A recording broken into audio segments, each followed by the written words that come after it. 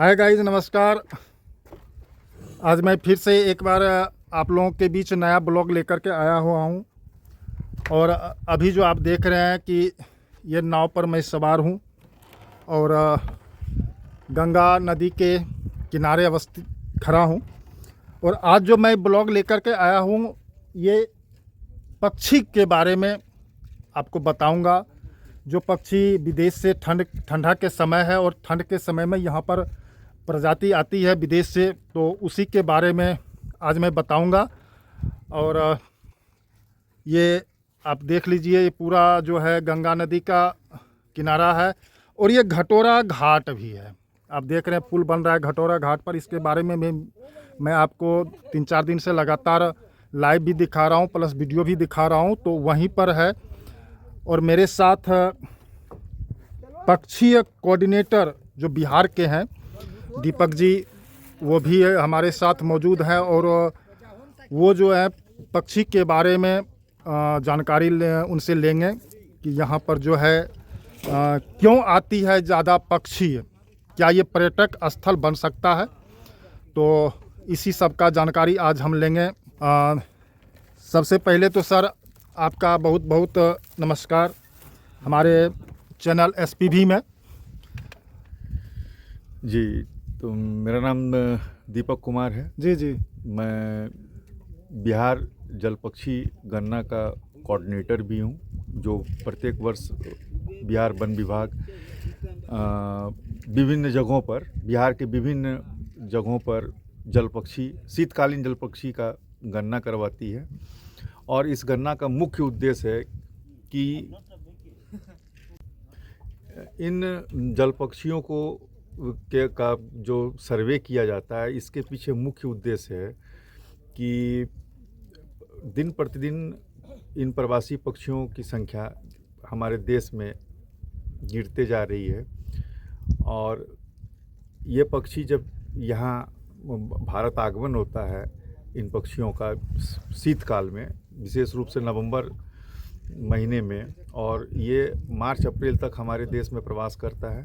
प्रवास करने के पीछे मुख्य कारण ये होता है कि जो यूरोपियन क्षेत्र, जो सेंट्रल एशियन देश हैं, जी जी, साइबेरिया वाला क्षेत्र हो, रशिया वाला क्षेत्र हो, चाइना का क्षेत्र हो, या तजाकिस्तान, तुर्कमेनिस्तान, अजरबैजान वाला क्षेत्र हो, उज्बेकिस्तान वाला क्षेत्र हो, तो यहाँ पर अत्यधिक ठंड पड़ने के कारण जितने भी आर्द्र भूमि हैं, वहाँ के जितने भी वेटलैंड हैं, वो सभी फ्रोजन हो जाते हैं, जम जाते हैं बर्फ़ से। मतलब पूरा बर्फ से टोटल जम जाता है। तो फिर ये पक्षियाँ, ये जो बत्तख प्रजाति की पक्षियाँ होती हैं, ये मूल रूप से शाकाहारी होती हैं। जी जी।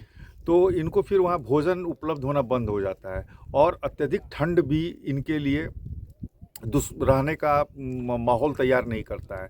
फिर वो ऐसे देश भारत की तरफ उसका आगमन होता है, भोजन की उपलब्धता को लेकर के, मौसम के अनुकूलता को लेकर के। जी जी। तो ये 4 महीना का जो हमारे यहाँ जो ठंडा पड़ता है, उसमें ये यहाँ रहती है, और फिर जब गर्मी आने लगता है तो फिर यहाँ से वापस होने लगती है। और मैं आपको बता दूं कि पिछले वर्ष प्रथम बार इस घटोरा जलाशय की गणना की गई, और इसकी गणना मैंने खुद अपने टीम के साथ किया था। यहाँ पर तकरीबन हम लोगों ने अनुमान लगाया था कि 10,500 से ज़्यादा प्रवासी पक्षी सिर्फ यहाँ, सिर्फ घटोरा में प्रवास कर रहा है। पिछले साल का ये रिपोर्ट है, जो कि बिहार में इससे अधिक संख्या किसी भी वेटलैंड में नहीं मिला, चाहे वो जमुई का नागी नकटी हो, चाहे कटिहार का गोगाबिल हो।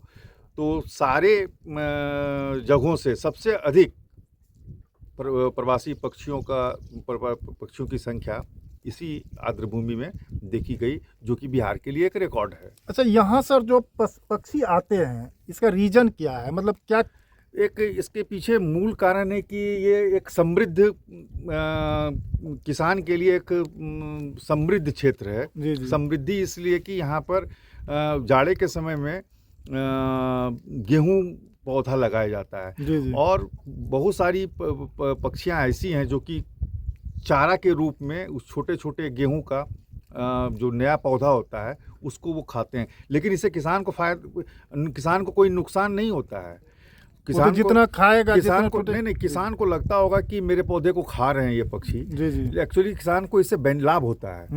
इनका जो बीट है, इनका जो मल होता है, वो एक खाद के रूप में काम करता है। और जहाँ पर ये जिस पौधे को ये काटा, वहाँ से बहुत सारा शाखा निकलता है पौधे का। हाँ। गेहूं का ऊपर का टूसा काट दिया, वहाँ से बहुत सारा उसका ब्रांच निकलता है। तो इससे कहीं ना कहीं किसान को फ़ायदा ही होता है। एक उसके मलमूत्र से मल से फ़ायदा होता है। दूसरी ओर जब ये चारा करते हैं, जब पौधे को काटते हैं, तो वहाँ से बहुत सारा शाखा निकलता है, जिससे कि पैदावार में बढ़ोतरी हो जाती है। तो यहाँ अभी कितने प्रजाति, मतलब यहाँ लगभग 28 से 30 प्रवासी पक्षियों की प्रजाति देखी गई है। जी जी। 28 सबसे ज्यादा संख्या इसमें सबसे ज्यादा बत्तख प्रजाति की होती है। इसमें लालसर आते हैं यहाँ पर, और ग्रे लेग गूज आते हैं, जो बड़ा बत्तख प्रजाति में बड़ा, इसका आकार बड़ा होता है। पिछले बार कुछ बार हेडेड गूज भी दिखे थे। नॉर्दर्न सोवलर है, फिर आपका गढ़वाल है, ये सब बत्तख की प्रजाति है। गार्गेनी है। तो ये सब बत्तख प्रजाति की संख्या यहाँ पर बहुत अधिक देखी गई। अच्छा, मतलब आपने बोला कि सबसे ज़्यादा संख्या ये घटोरा घाट जो बिहपुर का क्षेत्र है, वहाँ पर बिहपुर दक्षिण पंचायत में एक सुदूर स्थल पर है। ये आप देख लीजिए, घटोरा घाट है, और यहीं पर ये पक्षी आते हैं, सबसे ज़्यादा संख्या में यहाँ पर प्रवास करते हैं। 4 महीना 5 महीना प्रवास करते हैं। तो ये सरकार की नज़रों में भी है, तो क्या एक पर्यटक स्थल के रूप में विकसित हो सकता है?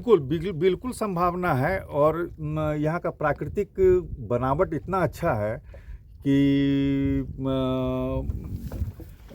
इसको बयां करना मेरे लिए बहुत कम होगा। जी जी। इतना अच्छा पोटेंशियल है कि इसको पर्यटक क्षेत्र के रूप में विकसित किया जा सकता है। लेकिन जी जी, मेरी एक खास ये है कि अगर इन जो प्रवासी पक्षी आते हैं यहाँ पर, इनको गोपनीयता की आवश्यकता है, क्योंकि समय समय पर लोग शिकार करते रहते हैं। सबसे प्रथम चीज़ है कि मैं यहाँ के मुखिया जी से गुजारिश करूँगा कि वो थोड़ा सा इस पर जो बाहर के शिकारी लोग आते हैं यहाँ पर और शिकार करते हैं पक्षियों का, उस पर प्रतिबंध लगाएं। और पक्षियाँ बचेगी तभी हम लोग भी बचेंगे। पक्षियाँ नहीं रहेगी तो मानव की भी सभ्यता समाप्त हो सकती है। तो आपने सुना गाइज पर जो पक्षी आते हैं उनके बारे में दीपक सर ने बताया कि क्यों आते हैं, कहाँ से आते हैं, सभी चीज़ विस्तार से इन्होंने बताया।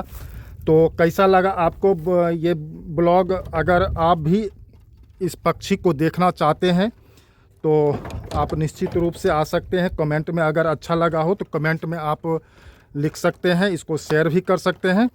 इसी के साथ आप लोगों का बहुत बहुत धन्यवाद।